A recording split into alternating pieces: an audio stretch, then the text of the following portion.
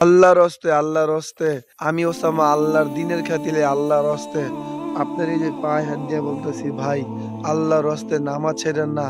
নামাজ ছাড়ার দ্বারা আল্লাহকে ভালোবাসা হয় না।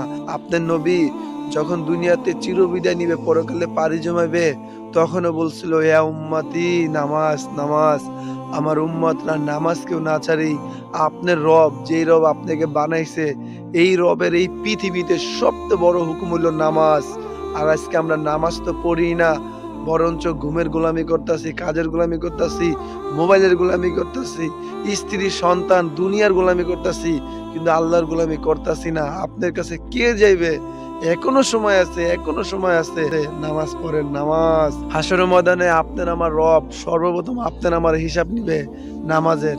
যদি নামাজ আপনার ঠিক হয়ে যায়, আপনার সব ঠিক হয়ে যাবে, সব জায়গা থেকে আপনি নাজাত পেয়ে যাবেন।